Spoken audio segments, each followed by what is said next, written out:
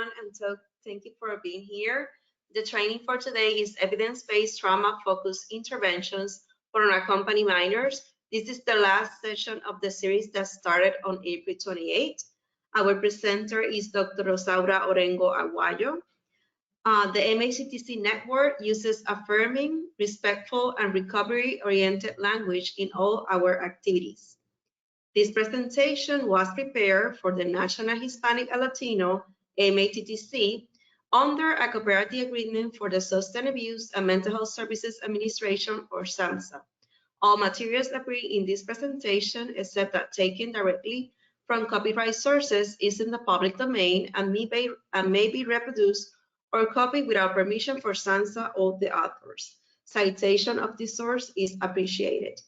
Our speaker, Dr. Rosaura Orengo, is an assistant professor and bilingual clinical psychologist at the National Crime Victims Research and Treatment Center within the Department of Psychiatry and Behavioral Sciences at the Medical University of South Carolina. Dr. Rosauro's research focused on addressing mental health disparities among underserved populations, especially Hispanic youth, through innovative implementation and dissemination methods, including telehealth, cultural adaptation, and international dissemination of trauma-focused assessment and intervention. Dr. Rosaura Orengo directs the Puerto Rico Outreach Model in Schools, Esperanza, Promise, a SAMHSA-funded program aimed to bolster resiliency and promoting psychological recovery among Puerto Rican youth after Hurricane Maria. She co-directs the USAID-funded program aimed at creating trauma-informed systems and services for children in El Salvador.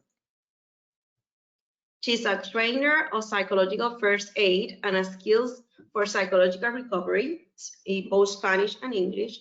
She's an expert in trauma-focused cognitive behavioral therapy and has co-trained over 75 psychologists in the Caribbean and Latin America in this treatment modality. She co-directs the World Changers Lab at MUCC, whose mission is to change the world one at a time. Welcome, Dr. Rosaura Orengo. Thank you so much. I appreciate the invitation from the Hispanic Latino MHCTC to present today. This work that I'm presenting is supported by the SAMHSA National Child Traumatic Stress Network grant.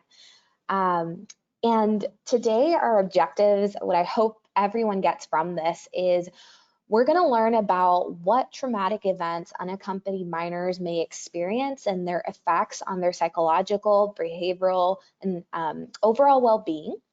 And we'll also learn what are some evidence-based trauma-focused strategies and interventions that can promote resiliency and recovery among this population. And specifically, we'll learn that not everything requires evidence-based intervention and trauma treatment. We can do other things at universal levels as well. And throughout the presentation, I hope that you get some tips on how to adapt these approaches specifically to the Hispanic Latino population. Before we begin, I want to make sure that we're all familiar with terminology that we'll be using. An unaccompanied minor is defined as someone who enters the United States under the age of 18 without lawful status and without an accompanying parent or legal guardian. And it's important to note that many minors, unaccompanied minors in the United States, are fleeing their home countries for a number of reasons, including escaping war, fleeing abuse, reuniting with family members that already live in the mainland in the United States, and unfortunately, many enter involuntarily due to human or sex trafficking. And in the literature, you'll find other terminology such as unaccompanied alien children, UACs, or unaccompanied immigrant minors. And today we'll be using for short, unaccompanied minors. Before I get started with this presentation, I just want to bring this home. So in my line of work, I've served these children in our trauma-focused clinic at the National Crime Victims Center. And for me, it was a very humbling experience to hear the stories of these minors as little as 2, 3 years old, all the way up to 18. And it goes a little something like this. I was living in a neighborhood where I was constantly being threatened by gangs. I lived in fear that my uncles, my grandma, anyone in my family would be killed if we did not keep quiet anytime we saw crime in our neighborhood. On my way to the United States, I saw horrible things. I went days without food and water. I feared for my safety. Upon arriving and crossing the border, I entered this very scary place called La Hielera, or the cold place, or the place that feels like ice. And I didn't know where my mommy or my daddy were, and I was scared. And now I'm here, and it's hard to go to school because kids make fun of my name, or teachers don't understand that I never went to school back home because I didn't have the opportunity to do so. Or I'm hungry because I don't know if I qualify for free lunches at school. I live in fear that someone's going to take my parents away. I also treat adults who've escaped horrible atrocities in their countries, and many are sexually abused, physically abused, and have seen loved ones die on the way. So as we're hearing this presentation, I want us to keep in mind that our goal is to provide humane, compassionate, and evidence-based services to these youth who've gone through so much. We've seen an unprecedented rise in the amount of minors crossing the border that are unaccompanied. In 2009, we had a peak with over 69,000 youth crossing the border. And most recently, a Times article that just came out documented that the number of unaccompanied children arriving at the US-Mexico border doubled from February to March, with almost 19,000 children crossing the border. So we have to start talking before we talk about interventions and what can we do as allies, providers, workers to help. What exactly is this experience that these youth are coming in from? And we could talk about trauma, right? So a traumatic event is an incident, an event, a situation in which the following can occur. It induces significant fear for your life or the life of someone else. It's a perceived threat to your physical integrity. It can actually be a physical injury, sexual, physical in nature. It could be a perceived or actual death threat or an act of violence against you or someone else. And it's important to note that in order to experience a traumatic event, doesn't mean that it's happened to you. You could witness it, you could hear about it, and all of these, as long as they cause this response, can be considered a traumatic event. And in this graphic, you see that we generally have potentially traumatic events that fall under any of these categories. It can be abuse, such as emotional, physical, sexual. It can be witnessing violence in the home or in the community. It could even be experiencing cyberbullying or physical bullying in the schools or in social media. Trauma can also be related to loss. It can be the death of a loved one, it can be abandonment, neglect, or even natural disasters or a nationwide pandemic that has affected that minor's ability to obtain basic needs and meet their safety needs. It could be grief that over time is unresolved and needs specialized help. It could also be chronic stressors such as poverty, multiple decades, history, centuries of historical and social racism, invasive medical procedures, historical trauma, having family members that have a substance use disorder, and because of that, these children might not receive support and attention as they need. And it's important to note that approximately half of all youth will experience at least one type of these potentially traumatic events before the age of 18. And trauma exposure increases the risk for a host of mental health problems and physical health problems, which we'll discuss in a bit. Moreover, I want you to imagine that you had a bucket in your house because there's a water leak. And eventually, as more water drops in that bucket, we all know what happens. It'll overflow, it can't hold more water, and it'll probably damage your floors, your household furniture. You'll have to do something about emptying that bucket. So multiple traumatic exposures, multiple traumatic events, as they accumulate, that's called polyvictimization. And just like a bucket, the more traumas this child experiences, the greater risk of overflowing and having worse outcomes in terms of mental, physical, educational outcomes. And on top of that, there's significant disparities that exist. Hispanic Latino youth are more likely to be exposed to traumatic events and less likely to receive services. And when they do receive evidence-based services for their mental health concerns, they're less likely to receive them in a language that they understand and in a culturally competent way, and less likely to receive evidence-based treatments. So we have a way ahead of us. Just yesterday, I was consulting with a staff member, and we received word that one of our patients who was referred to an outpatient clinic locally, mom was not getting informed of the services this child was receiving because the clinic did not have interpreter services and was relying on this child to be the interpreter for mom, which we know is not best practice and it's not recommended. So there's a lot of barriers here that we're encountering. Now let's talk about trauma exposure specifically among unaccompanied minors. There's data to suggest that almost half report leaving their countries of origin due to violence, which is a potentially traumatic event. And the potentially traumatic events can include gang-related activity, extortion, organized crime, government-enforced crime, sexual violence. So they're fleeing a chaotic event. And I just want us to step back for a second. Think about your life, your kids. What would it take for you to flee everything you know, the country that you love, the people that support you, your community, your customs, your values? What would it take to say, I need to leave? That's what drives these minors to leave their homes, many of them traveling thousands of miles, and parents feeling like this is my only option for my child. Many also flee on their own recognizance because they're being abused in the home and have no resources.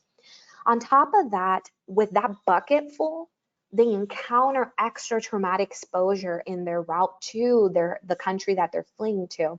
And right now in the United States, these countries include mostly Mexico, Honduras, El Salvador, and Guatemala.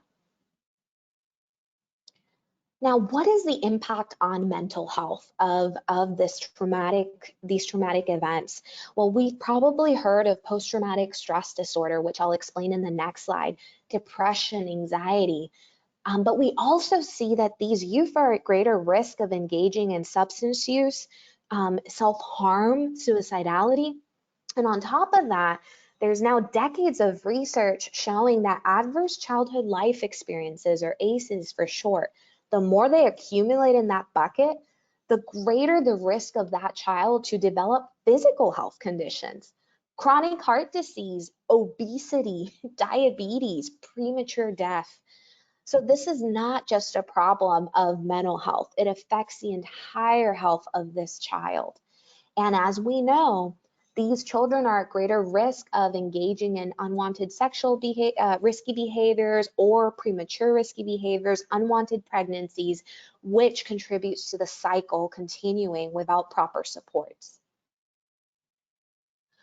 PTSD, or post-traumatic stress disorder, is one of the most commonly diagnosed disorders in unaccompanied minors, and it requires the presence of an index trauma. So one of these traumatic experiences, abuse, neglect, or an accumulation, loss, and it involves a constellation of behaviors that I want to explain.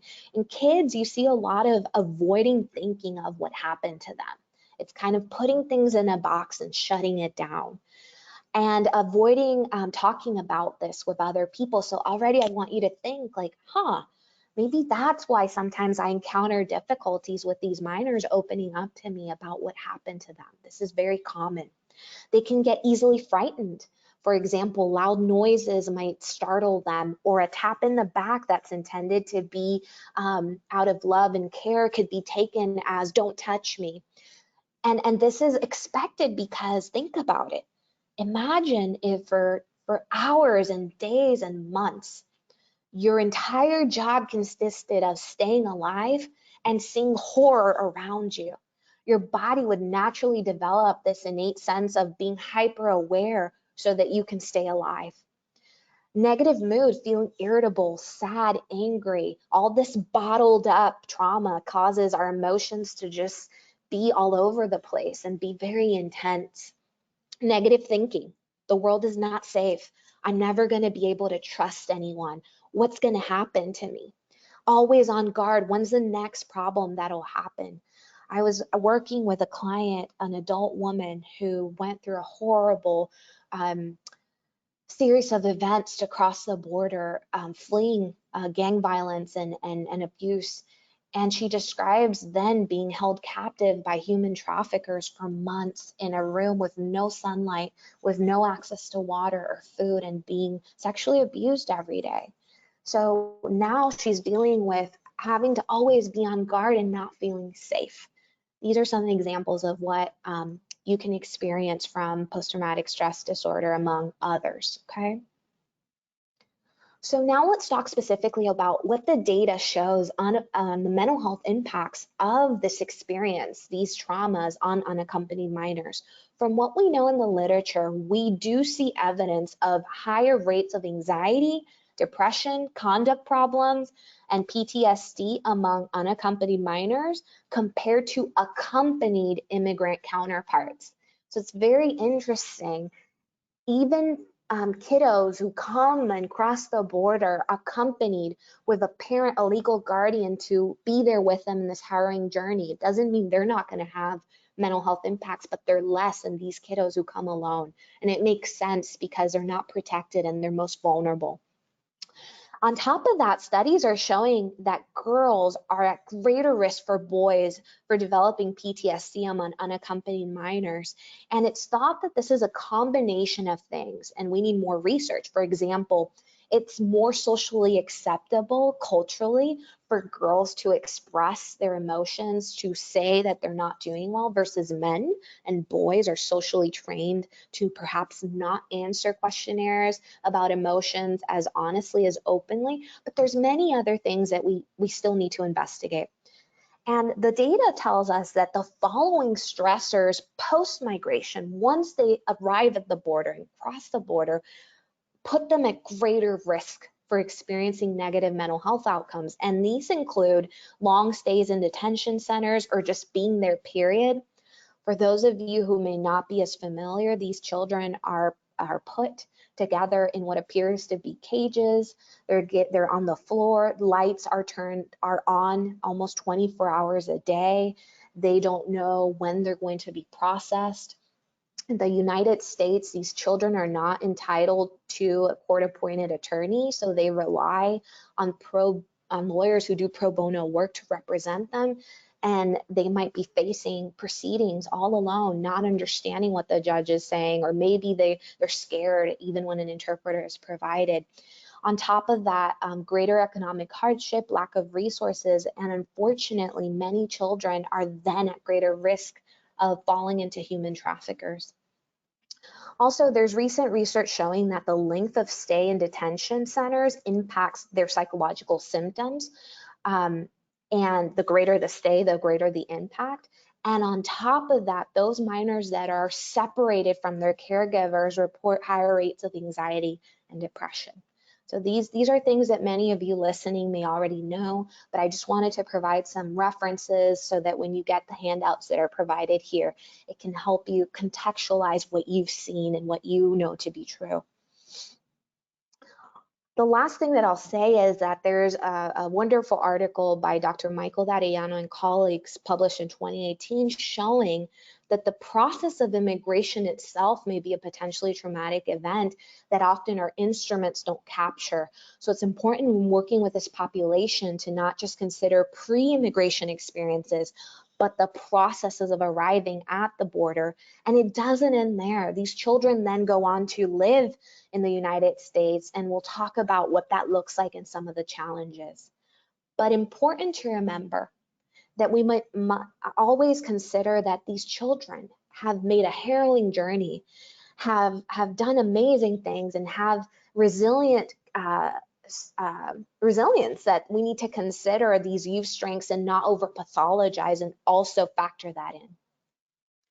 So now I want to switch gears a little bit because I've given you a lot of data, but I think it's important to understand, how does an event translate to what happens up here and in the body? So let's talk briefly about the brain. And as you're listening to me, I want you to just think about, I'm going to do this in the easiest way possible. Think about how this makes sense, how this might impact a child you've been working with, or how does this kind of maybe light up an aha moment of, oh, that's why trauma impacts us so badly. So when we're born with hundreds of millions of billions of neurons, these tiny cells in our brain that are in charge of everything we do, we hear, we smell, we taste, our memories. And neurons are very interesting. They're kind of like, they succumb to peer pressure. It's any time that they see something happens over and over again, they're going to start firing together and forming neural networks. So there's a saying that neurons that fire together wire together. So for example, language. If you grow up in a household where you hear Espanol, like I did, Spanish is my first language, my brain is going to pick up these noises and fire those together, and I'm going to become a Spanish speaker. But because my brain also heard English, and this is a true story from kindergarten, my school was fully in English, I also learned this sound also sounds like English. So I have two neural networks kind of firing together, and I'm fully bilingual. Well, think about a child who's from birth exposed to neglect, abuse. That's going to form a very strong connection in their brain so that they're hypersensitive to noises. They're going to be in fear all the time. They're going to react quickly, and that does a number on you. So it's important to remember this key point. The more an experience is repeated, the stronger these connections become, okay? So how does this translate into the effect of trauma on the brain? So I want you to imagine that in the middle of your brain, the dead center, there's this like interesting town of structures, okay? And the first one that I want to point out is our friend, the amygdala. The amygdala is the brain's car alarm. I don't know, for those of you who drove in the 80s, the 90s, even the early 2000s, every car had a very unique car alarm. And anytime it goes off, you kind of look at the car to make sure that it's okay, that no one's hitting it, no one's stealing it. And it can be pretty loud and obnoxious, right? So the amygdala's job is to keep you alive, so that if you're crossing the street and a truck is coming your way, that amygdala shoots an intense signal, and it has a straight connection to this part of the brain called the prefrontal cortex. And the prefrontal cortex's job is to tell you what to do. Executive functioning. This is in charge of telling you kick, push, yell, shove, pay attention, learn, right? So if the amygdala is activated, alarm, I'm in panic, I'm in danger all the time, which is what happens during trauma. What do you think happens to a car after the alarm is turned on for days? What happens to the battery? It'll eventually die. So when we talk about trauma among unaccompanied minors, we already know that these kids have had years, a decade or so of the alarm going off. They're exhausted. And on top of that, that alarm keeps going on when they arrive to the US and post. So they're super tired, they're super exhausted. There's a lot of what's called cortisol, adrenaline. These are hormones that help you move your muscles, that help you react, but over time they become toxic in the body, okay? There's another structure that's important in the inner system, emotional brain, the limbic system, called the hippocampus. The hippocampus is this tiny, tiny little area that's in charge of memory. It consolidates memory, it keeps memories. Its job is to take pictures of everything that happens in your life and bring them to memory so that you'll remember, the last time we saw a male that was about that tall and had black hair, he did something horrible to you. Stay away. It activates the car alarm to say danger, danger, and it tells the prefrontal cortex to flee, okay? So now we're putting this all together. In children with trauma, These kiddos never get a break. It's like they have a constant panic button or a car alarm going on non-stop. Can you imagine the headache you would have, how tired you would feel, how much you would want this to stop? And a trauma-informed approach, what we're trying to do with this amazing MHCT series is to put on some lenses that helps us shift the conversation from a victim blaming stance of what's wrong with this kid? Why won't they stay still? Why won't they like just get over it, right? To what has happened to this child? And how has that actually rewired the brain of this child? So that without them wanting to, they're in constant panic mode, which makes the hippocampus, their memory, constantly remind them of the bad things that have happened. And this thing's only job becomes to survive. Okay, so hopefully that gives you a little bit of information as to how this is actually biological in nature. And what do we do? And what are the effects? So there's lots of research documenting that there is a significant impact of trauma on development. I mean, can you imagine having this loud thing in your brain all the time, signaling help, panic? Of course it's going to impact us. The brain just doesn't have time to develop these other important areas that it needs. So in early childhood, constant chronic trauma interferes with proper brain development. It's almost like your brain's hijacked to keep you alive so that it doesn't develop language. It forgets to develop proper executive functioning. It forgets to develop impulse control. It just doesn't have the resources or the time, which in turn impacts how these kids perform an IQ test, intelligence test. It in turn impacts how these kids learn how to regulate emotions. It's almost like all they know is to react, not process and tolerate and check in and tune in with themselves, okay?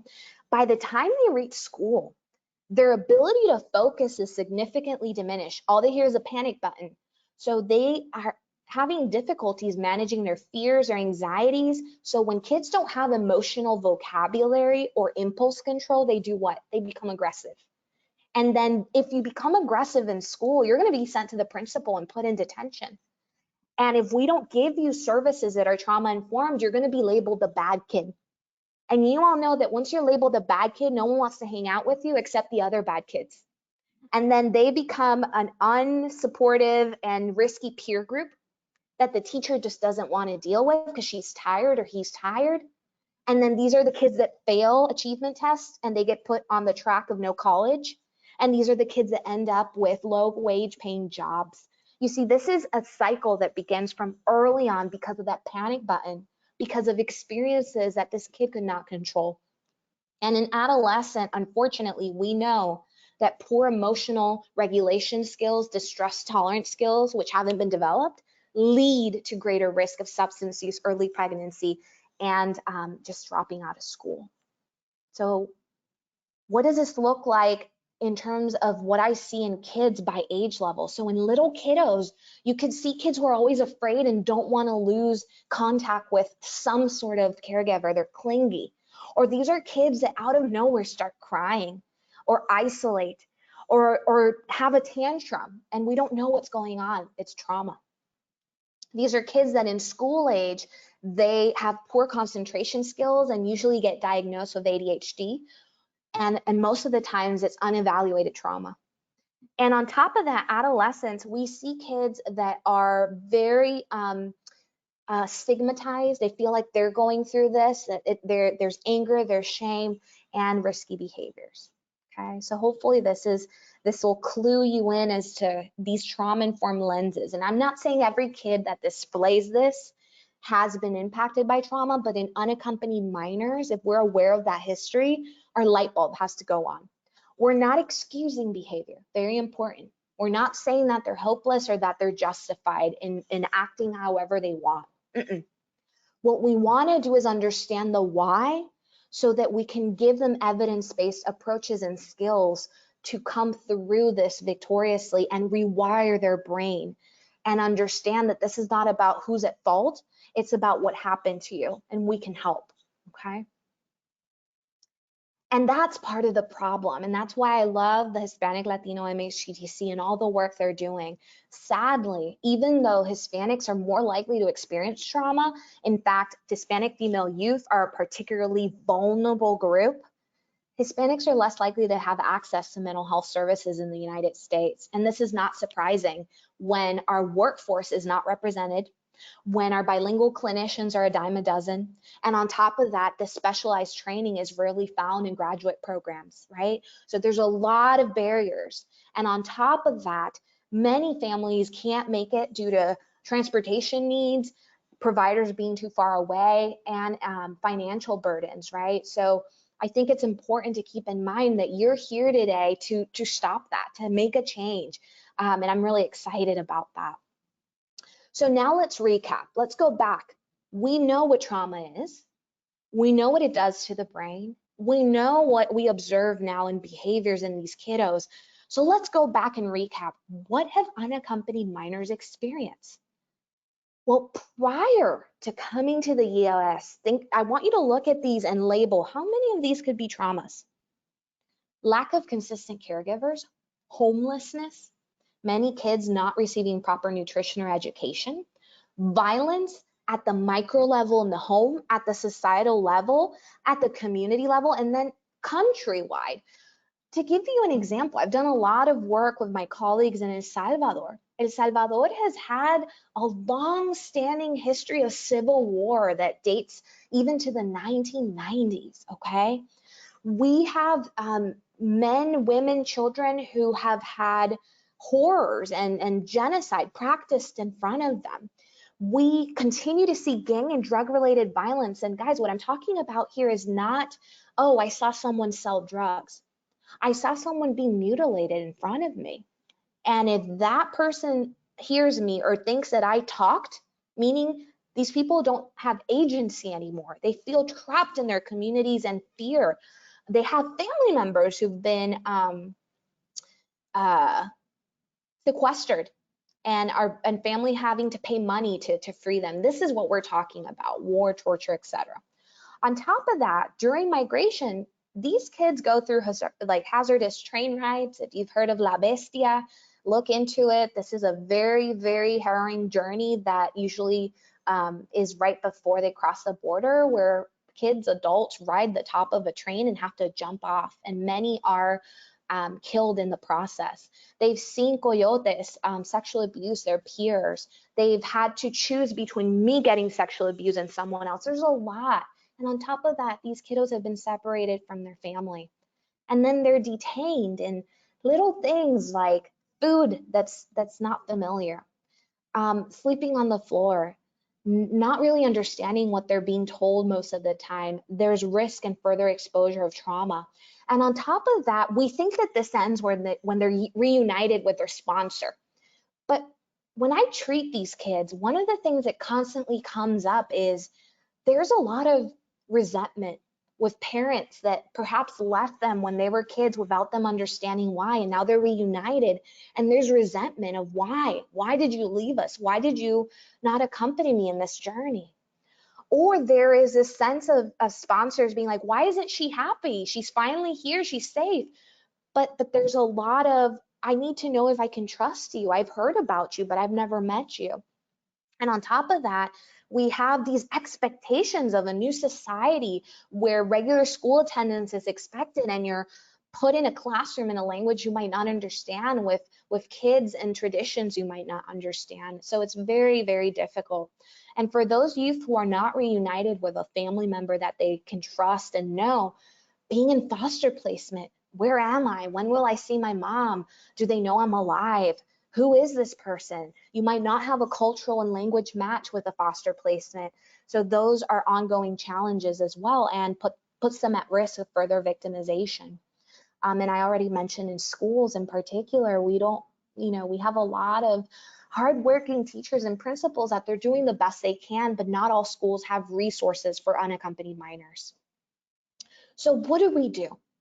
How do we promote resilience? How do we promote psychological recovery among these minors? And one of the questions that I get is, well, Rosara, like not everyone needs this, right? Some kids do well. Yes. So we need to look at these youth from a risk and resilience framework. And what that means is that in each of the factors that impact these minors' lives, their pre-migration and migration experiences, their individual selves, their family, their environment, society, they all have protective factors and strengths that we need to remember.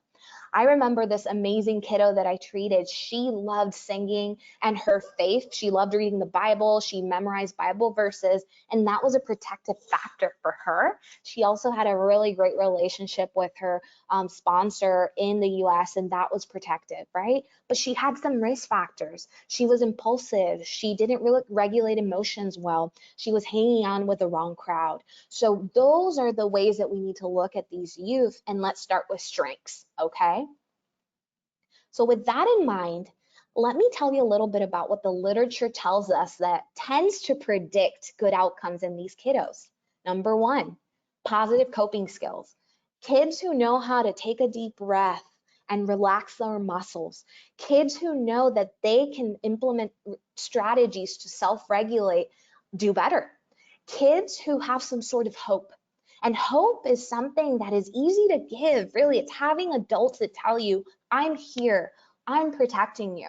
This is our plan. This is our next steps. You're going to be with us. That can promote hope and optimism. Human beings need a reason to look forward to tomorrow, whatever gets us there. Social connectedness and a sense of belonging.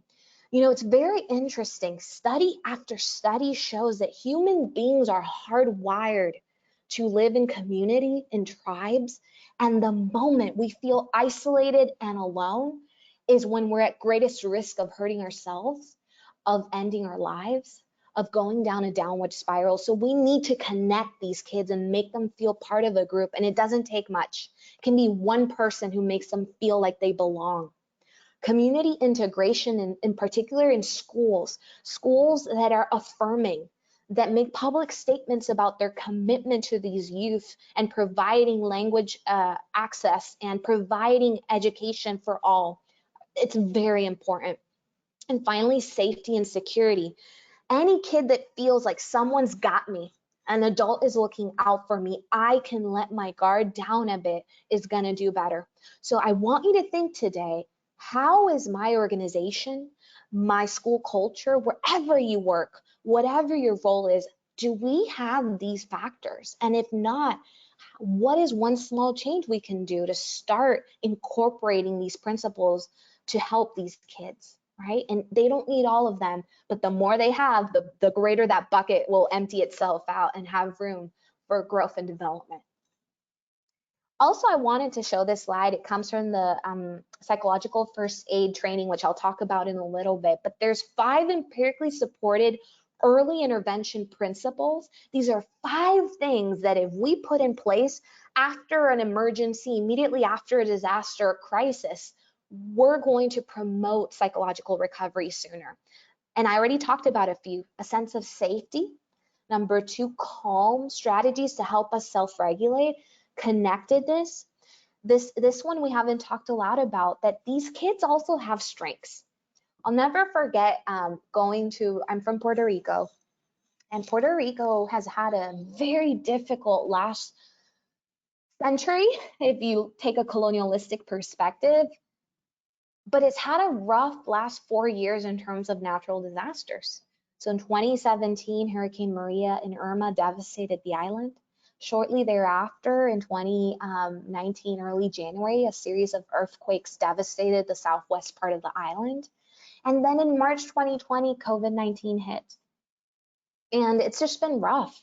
And that toppled with a series of financial crises in the government, corruption, etc. And I'm telling you this because in my work in Puerto Rico, one of the things that always strikes me is seeing how still there's self-efficacy in the Puerto Rican people. They take what they have and they give. They use their skills, and even if I'm hurting, I'm going to help my neighbor. That is self and community efficacy, and that predicts well-being in these kiddos and these families. So we need to find their strengths and put them to work. And hope. We all need hope in our lives.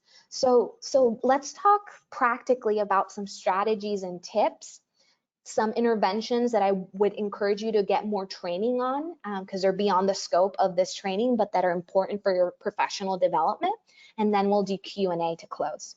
So the first thing that I hope everyone gets from this workshop today, this webinar, number one, put on your trauma-informed lens to understand these kiddos' behaviors and needs.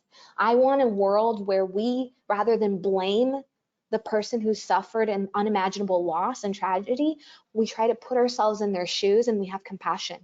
Let's put on a trauma-informed lens and a biological lens of, whoa, I wouldn't blame someone for having asthma. I wouldn't blame anyone for having a cold and saying, get rid of your cold now, stop it. No, no, no. I would give them evidence-based medicine and help them and understand that it's not their fault, but I need to help. Number two, something you can do today, listen. We live in a society where we're quick to give advice, we're quick to jump in. And these kids need someone to listen. And listening means the following one. Be quiet, listen, validate, normalize. And how do we normalize and validate? By making simple statements such as these. I can imagine that this has been hard for you.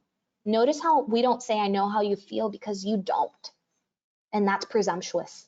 We need to say, I can imagine this has been hard, and just say that and listen some more. Thank you for sharing that. You must feel scared or angry. So reflecting on emotion. I appreciate you sharing that story with me. That was very brave, acknowledging the courage of talking, but also respecting when they don't want to talk. And always instilling hope. I'm here to support you. I'm here to connect you with services, and not over promising. You're going to be fine, because we can't promise that, but I'm promising you that we will connect you with the supports you need. So listen, practice listening with your loved ones so that you can be a great listener with unaccompanied minors. Instill hope. Constantly say phrases like, we're here to help you, you're not alone. That, if you can mean it, will make a difference in these youth's lives. Important, we need to use certified interpreters. If you are not fully bilingual, you don't speak the language, you cannot be using brothers, sisters, caregivers as interpreters. You need to be using a certified interpreter whose job it is to interpret, and preferably is also trauma informed. I'll give you an example. God forbid your mom is passing away from cancer. Can you imagine that the doctor used you to tell that to your dad, to your siblings, used you as a conduit of that information when you yourself are going through that horrible loss? It's unimaginable. We need to be putting kids in the place where they belong, which is receiving the help, not an extra burden of having them be the conduits of very sensitive information that they might not even have the terminology for. Instill a sense of safety. These children need to know what the plan is in the immediate and in the long term. And if you don't know, mention that.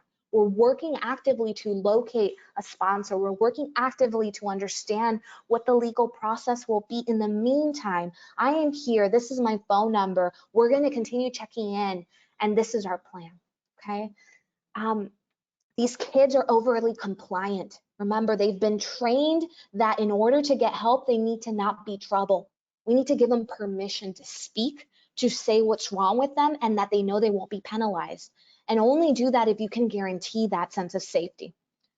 On top of that, we need to offer developmentally appropriate psychoeducation to caregivers and sponsors about what trauma is, what are some potential common reactions, so that these caregivers can be equipped to handle these kiddos in a trauma-informed way. And tomorrow, actually, please register. We're going to have an awesome follow-up to this discussion where I'll talk more about how do you offer psychoeducation to caregivers. Something you can do to these kids immediately, teach them relaxation strategies such as deep breathing. I'll show you right now.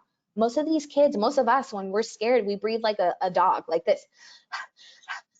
And that induces more anxiety. So deep breathing means taking a deep breath that's slow and very deep through your nose, holding it for 2 to 3 seconds, and letting it go through your mouth like a balloon.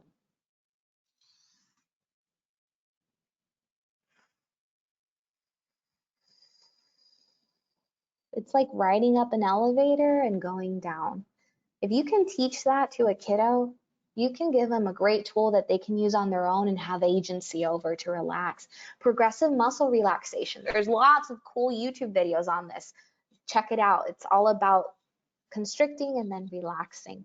And help them connect with positive activities such as exercise, music, art, helping them engage in something that's much more than their trauma. I'll conclude with this. These are just teasers, things we need to keep in mind and get more training on. And the good news is I'll show you where to get trainings on this online, most of them for free and others very, very financially reasonable. So I want you to imagine a pyramid. And this pyramid has 3 levels. So when we're working with trauma-exposed youth, be it they've crossed the border, they've had very difficult migration experiences, home life experiences, natural disasters, pandemics, there's kind of 3 levels we can take this. The first tier or level is the immediate aftermath, when you just met this kiddo. And we call this a universal intervention. It's called psychological first aid. At the next, it's usually administered weeks after you encounter this minor who's been through stressful experiences. The next level is 3 to 6 months later. If this kiddo is still showing problems in their behavior, difficulties emotionally, you can go to a second level of intervention called Skills for Psychological Recovery, which we'll mention in a second. And then it's only after 3, 6 months, a year, if this child is having nightmares, flashbacks, avoiding talking about the trauma, super alert, and is showing clinically significant symptoms of post-traumatic stress disorder and anxiety disorder related to the event, to the trauma, we recommend trauma-focused cognitive behavioral therapy. So let's discuss these briefly. The first level that everyone can get, adults and kids, after a traumatic event, and this model is specifically designed after disasters and crises, is psychological first aid. And it's an evidence-informed modular approach for children, teens, and families to help in the immediate aftermath of a crisis. And the whole goal is to reduce distress in the short term, promote the probability that you're going to recover sooner and quickly, and improve coping. It's not a therapy. It can be delivered by any lay provider. You don't have to have a mental health degree or certification. You just need to go through the course and you can get it online. There's other components that I'll tell you about. And these are the modules. So unfortunately, I don't have time to go into depth, but what I did want to say is when you get your handouts, check out that link. You can take an online course, you can get more informed, and these materials are available in Spanish too, which is phenomenal. And one thing I have to say, in my opinion, the biggest contribution we can do right now is to all get trained in psychological first aid so we can be ready to help anyone in need after a crisis. The second level is skills for psychological recovery, and this is based on basic cognitive behavioral principles. These are empirically supported coping skills that help people get better, and it increases resilience and really helps decrease the probability that someone will need intensive therapy services. And this is all about problem-solving skills, building positive activities in your life. How do we manage difficult reactions? How do we change our way of thinking? And how do we create healthy social supports? And just like PFA, you can get trained online through the National Child Traumatic Stress Network in Skills for Psychological Recovery. And the manual is also available in Spanish along with materials in Spanish. So please also check that out. And remember, it's a great opportunity to expand your professional development. And finally, if you identify a child that is having significant post-traumatic stress symptoms or symptoms related to their trauma and it hasn't resolved with any immediate intervention and the problems persist a few months after you meet them, they might need specialized help. So TFCBT is an empirically validated treatment for children ages 3 to 18. Multiple randomized control trials showing its efficacy, and it's designed to treat PTSD, depression, and moderate behavioral problems in trauma-exposed youth. It has what's called the practice component, so children and their non-offending caregiver go through these modules where they learn what trauma is and behavior parenting strategies. They learn about how to relax, how to identify emotions in their bodies and verbally, how to help their thinking be modify their thinking so that they can learn how to behave better and function. They talk about their trauma through a book format or another narrative format to help process what happened to them in a safe way and learn about the experience, their thoughts and feelings. And then they also go through in vivo exposures, which is a way to help kiddos who develop avoidance of places, people, and things due to their trauma. We incorporate enhancing personal safety as well because it's super important. If you want to learn how to become a TFCBT trained therapist, please visit tfcbt.org. And this is the only of the other trainings I've mentioned where you do have to be a mental health professional license or practicing under a licensed mental health professional, master's level or doctorate. And it's important to note, very important, that TFCBT is a family-based intervention where kiddos are not the only ones receiving the services. It's also that sponsor, that caregiver, which can be a caseworker or a trusted person, an adult in the life of that child to help them help that kid, okay? Also important, TFCBT needs to be done in conjunction with case management. So addressing that kid's basic needs as well, according to Maslow's hierarchy.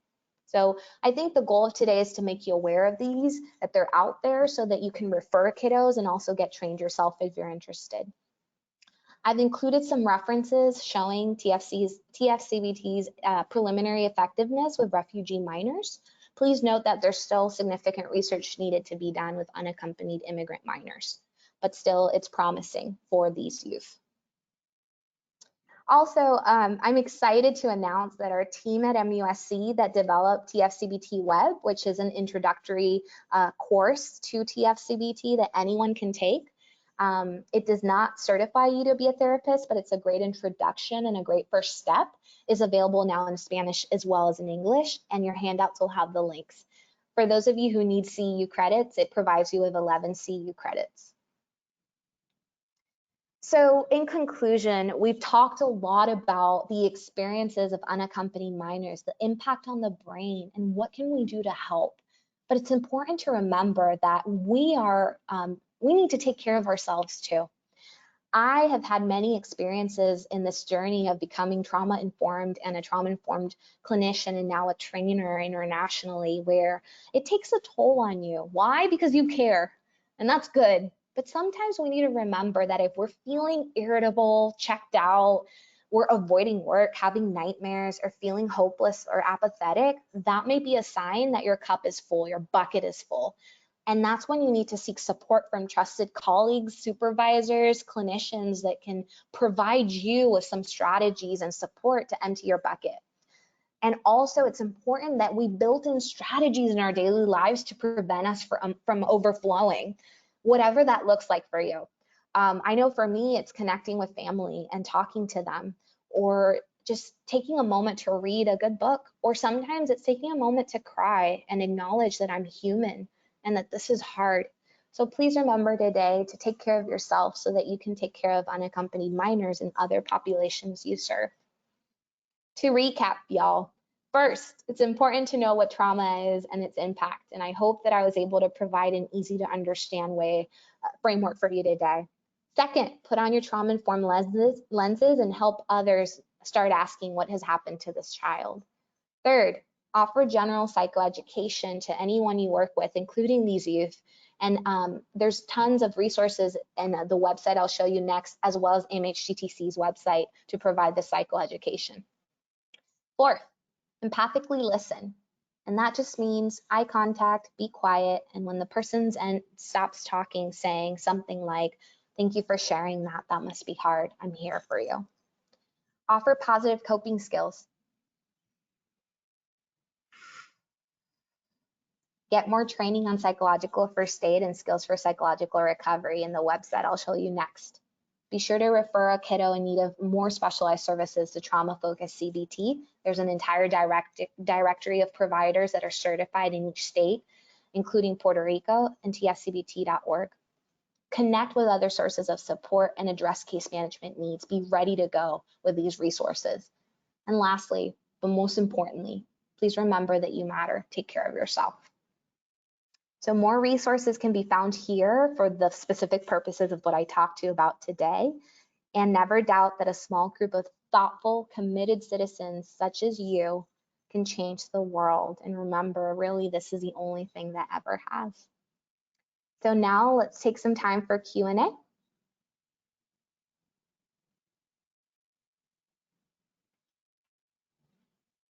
Yes, Dr. Arengo, thank you for a wonderful presentation. We do have a couple of questions, and the first one is regarding UC, and it says, I work for a UC transitional foster program that at times the UC are in the program for a short time. How do you recommend using the TFCBT intervention? Gracias. Excellent question. So if you work in a short-term facility where you won't have the typical 6 months about what it takes to finish TFCBT, my recommendation would be to focus more on that level 1, level 2 interventions, skills for psychological recovery, basic coping skills, and then connect that youth with a TFCBT provider where they'll be in the longer term, because we want to make sure that they finish treatment. My advice would be not to start TF if we know that that kid will have to stop treatment after a few weeks or a month. Thank you so much. Just reading, we have a couple of them. Sure.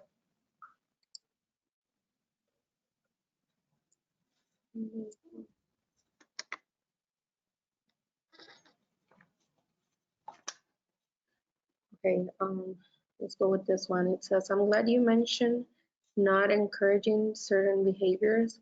However, do you think that having the background information on what some of these kids have experienced will cause some people to treat them differently, which will lead to accepting these behaviors, also causing other kids to see this and want to do the same?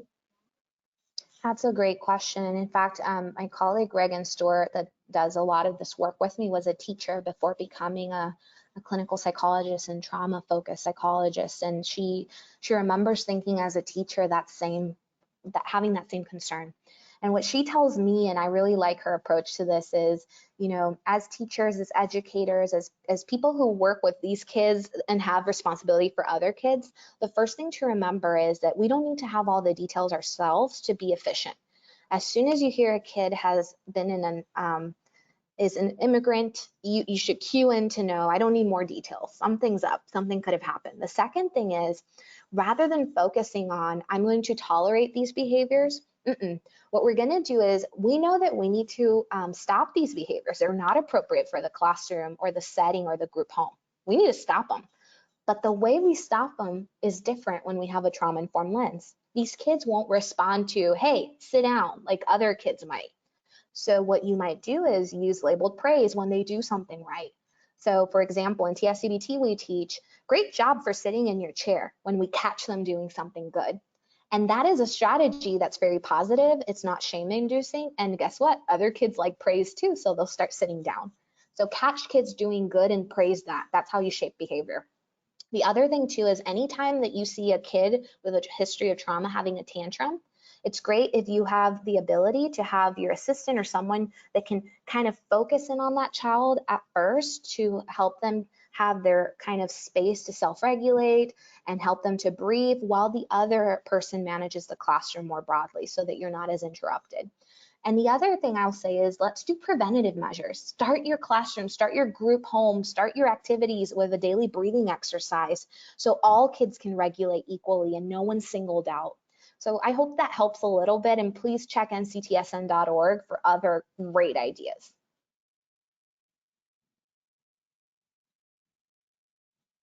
Thank you for that answer. And I want to thank everybody, because we do have a lot of questions, and I'm going to do the last one for today because I want to respect everybody's time.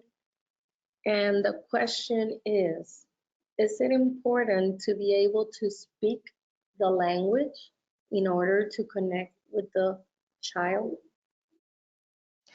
That's a great question. You know, the simple answer, yes. In an ideal world, our brain is hardwired emotionally to connect in our native language.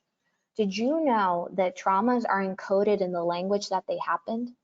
So if you have a bilingual provider or help assistant, we want to use that. But here's the thing, that's not always available. So my second best option there is to always use an interpreter. My third best option there is to recognize that your facility might not have the capability to provide services to a monolingual Spanish-speaking child, and then being brave enough to say, this needs to change. We can't keep doing this, because you might be doing a harm if you cannot speak the language. But one last thing. Love and compassion through nonverbals are universal. So if you don't speak the language, don't think you can't help. You need to connect that kid to someone who's bilingual, but show with your face and your expressions that you care, because that's universal.